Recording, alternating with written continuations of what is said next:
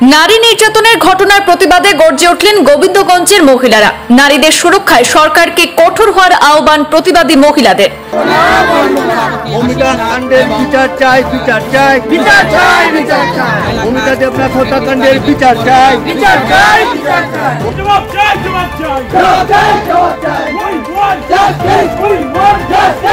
দেশের কোথাও মহিলারা সুরক্ষিত নয়। সাধারণ শিশু থেকে শুরু করে কিশোরী যুবতী কেউ রক্ষা পাচ্ছে না। আর এই বিষয়টি এক অশনি সংকেত। তাই দেশে নারীদের সুরক্ষা নিশ্চিত করা অতি আবশ্যক বলে উল্লেখ করলেন প্রতিবাদী মহিলারা। আজ রামকৃষ্ণনগর বিধানসভার অন্তর্ভুক্ত গোবিন্দগঞ্জ জিপির মহিলাদের উদ্যোগে আজ এক প্রতিবাদী মিছিল বের হয়। গোবিন্দগঞ্জ জিপি অফিস থেকে প্রতিবাদী মিছিল প্রায় 1 কিলোমিটার পথ অতিক্রম করে নগেন্দ্রনগর জিপির চৌরঙ্গিতে গিয়ে সমাপ্ত হয়। প্রতিবাদী মহিলা দেশের নারীদের উপর নির্যাতনের তীব্র ভাষায় নিন্দা এবং ধিক্কার জানিয়েছেন। বিশেষ করে কলকাতার আরজিকর কাণ্ড নিয়ে তীব্র অসন্তোষ ব্যক্ত করেন বাংলার মুখ্যমন্ত্রীর বিরুদ্ধে।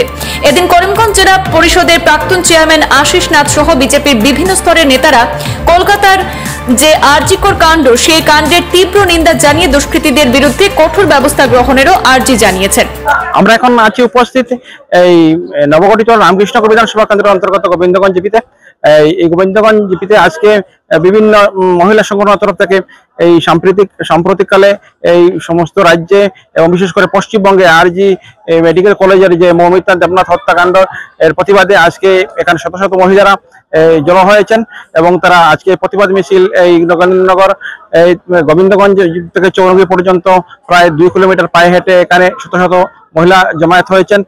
তাদের দাবি যে বর্তমানে আইন শৃঙ্খলা পরিস্থিতির যে অবনতি ঘটেছে, বিশেষ করে পশ্চিমবঙ্গে একজন মহিলা মুখ্যমন্ত্রী থাকা অবস্থায় মহিলাদের উপর যে নির্যাতন তারা কঠোর ভাষায় সমালোচনা করেছেন এবং অনতিবিলম্বে এই মৌমিতা দেবনাথ হত্যাকাণ্ডে যারা জড়িত তাদের গ্রেফতার করে উপযুক্ত শাস্তির দাবি জানিয়েছেন।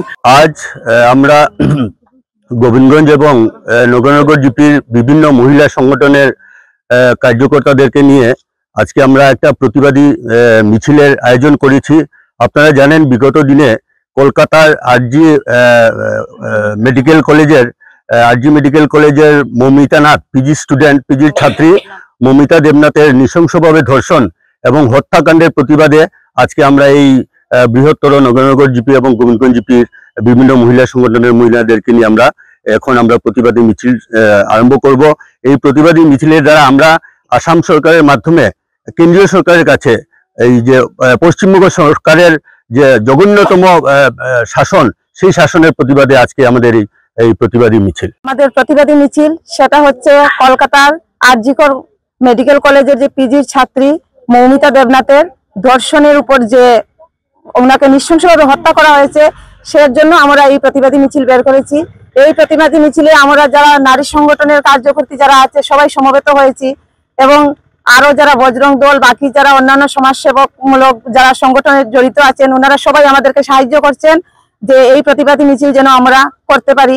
আর আগামী দিনে যাতে শুধু মৌমিতা নয়, প্রতি ঘরে ঘরে আমাদের সবার ঘরে ঘরে মেয়ে সন্তান আছে যারা পড়াশোনা করার জন্য বাইরে যেতে হচ্ছে, ওরা যেন সুরক্ষিতভাবে পড়াশোনা করতে পারে এবং সমাজে প্রতিষ্ঠিত হতে পারে।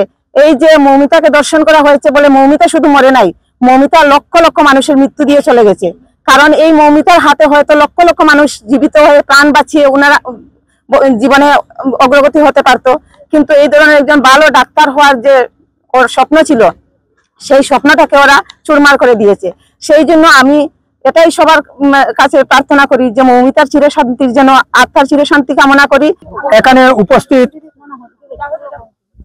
জনকল্যাণ সিএফএল এর দ্বারা আয়োজিত যে মিছিল আয়োজন করা হয়েছে, আপনারা সবাই জানেন যে ওয়েস্ট বেঙ্গলে একটি মেডিকেল কলেজ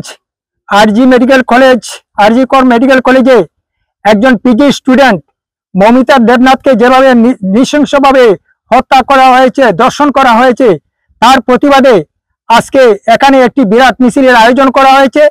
এই মিছিলে অংশগ্রহণ করেছেন বিশেষ করে এই রাতাবাড়ি জেলা পরিষদের প্রাক্তন সদস্য তথা করিমগঞ্জের জেলা পরিষদের প্রাক্তন সভাপতি আশিস নাথ মহাশয়, এখানে আছেন রামকৃষ্ণ ব্লকের প্রাক্তন ব্লক উপসভাপতি এপি উপসভাপতি শঙ্করজ্যোতি দাস মহাশয়, এখানে আছেন আমার রামকৃষ্ণ মন্ডলের বিজেপি মন্ডলের উপসভাপতি দেবাশিস দত্ত মহাশয়, রণবীর মহন্ত এবং এখানে যারা আমার মা বোনেরা আছেন, বিভিন্ন সংগঠন থেকে এসেছেন, বিভিন্ন এসএসজি গ্রুপ থেকে এসেছেন, আমি সবাইকে অনেক অনেক কৃতজ্ঞতা আমি প্রকাশ করছি এবং শুভেচ্ছা জানাচ্ছি এবং স্বাগত জানাচ্ছি।